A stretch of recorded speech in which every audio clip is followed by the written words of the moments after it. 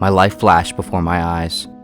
This phrase is generally used when someone is referring to a close encounter with death, an assumed end of their life. But in truth, our lives have already flashed before our eyes. In that moment, when you awaken to the world and light strikes your retinas for the first time, the shutter of your life opens, and you begin to take everything in. From this moment on, in one continuous flash, you create your picture, trying to get everything you want in frame, trying to get your smile right, your hair right, your position right, the people right, the setting right. But there is only so much time. With each second, each day, each year, slowly but surely the shutter closes, until eventually it closes all the way. When you're young and you've only lived a few years, time seems like an infinitely spanning open plain. It doesn't even really exist yet. You understand the concept, but it can't hurt you. At some point though, forever turns to an age, to a number, to a ticking clock and a changing calendar. A 15th birthday, a 30th birthday, a 60th birthday. That open plain has a horizon, and it's moving toward you. As you age more and more, time seems to go faster. Each new year weighs less in relation to the whole. One single year when you are 5 is 20% of your entire life. That same year when you are 30 is just 3. Like a drop in a bucket, though the same size, each new drop appears less noticeable to the whole. Not only does it seem like an increasingly fast pour, but as the bucket fills, things also begin to submerge and dissolve away within it. Your youthful innocence, your openness, your propensity to have fun, your friends, your family, your hopes for something new and exciting. Eventually, you reach a moment when you realize your bucket is becoming more full than empty, and you are looking back more than you are looking forward. You find yourself longing for your past, for how life once was, or perhaps more accurately, how life could be. On one hand, nostalgia is beautiful. It shows us what's been great about our life. But on the other, it is a cruel deception. It hides from us what is true about our life. Right now, this moment, this day, will also become a memory. But the truth is, most memories are forgotten, almost immediately. And when your future self looks back at this phase of your life, you will almost certainly not remember this moment or this day. This includes all the things you are worried about, sad about, stressed about, bored and unexcited by. And if you are not careful, you will look back on this phase of your life, still having not learned nostalgia's trick. Every phase of life carries its baggage, its problems, its stresses, its tedious routines, its positives and negatives. It is the curse of nostalgia to look back on the past and see only the highlight reel and feel none of these things. Since past problems have likely long since been resolved or dissolved away into irrelevancy, you do not notice or feel them when you look back in their direction, and you do not consider all the moments and days that you don't remember at all.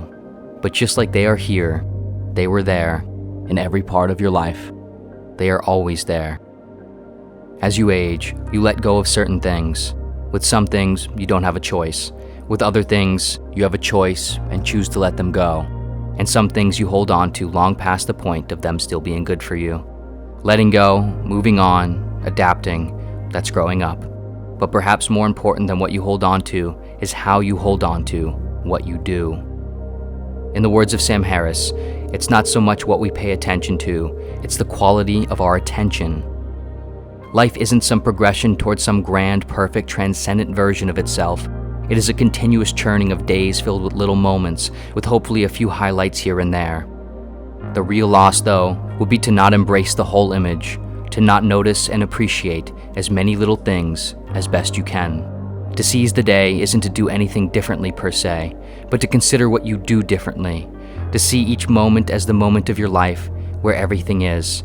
Because in truth, each passing moment, however grand or small, however trivial or exciting, is your life, and all your life will ever be. The playwright George Shaw wrote, "Youth is the most precious thing in life. It is too bad it has to be wasted on young folks." We can never obtain our youth again once it is gone, but we can obtain the wisdom to realize the mistake we might have made in youth, not realizing what we had, and we can refrain from making it again right now, while we are still the youngest we will ever be.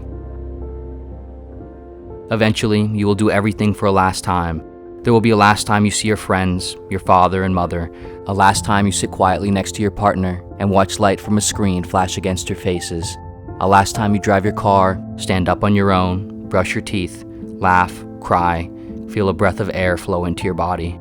And if you could, at any of these moments, you would, with enough cosmic intensity to light the stars, long to do them another time. But you won't. You can't. Moments don't come back. And right now, you don't know how many more you have left. If there is one thing we ought to try to learn with age, it's how to accept and embrace what our life is.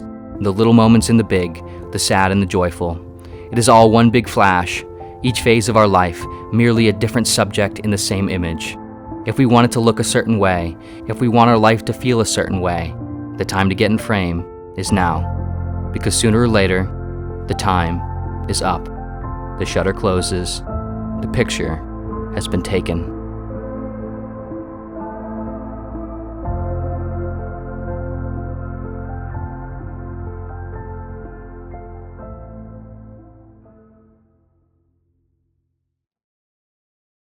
Thank you so much for watching. This video was sponsored by Blinkist. Blinkist is an amazing app that makes it easy to actively learn from more books in a shorter amount of time. It works by condensing over 5,500 of the best nonfiction books and podcasts across 27 different categories into around 15-minute explainers that can be both read or listened to, even while offline. One of the greatest yet simplest joys in life is that sense of awe and wonder that we can experience when learning something new and eye-opening. Expanding one's perspective and knowledge equips one to expand the breadth of one's moments, and Blinkist makes it easy and enjoyable to fill as many moments as possible with new discoveries and insights. For example, in just 10 minutes, you can learn from the prominent Stoic philosopher Seneca about Stoic ideas and methods of handling the nature of time in the title, On the Shortness of Life, in which you'll learn what Seneca argued for is the best way to use one's time to both leverage it and appreciate it as much as possible. In the words of Seneca, life is long if you know how to use it. Blinkist also has a great feature called Blinkist Connect that allows all premium users to share their account with another person, letting you share the books you love with someone close at no additional cost. Use the link in the description or scan the QR code and you'll receive 1 free week of unlimited access as well as 25% off an annual premium membership. The free 7-day trial can be canceled at any time within the trial period. And of course, as always, thank you so much for watching in general, and see you next video.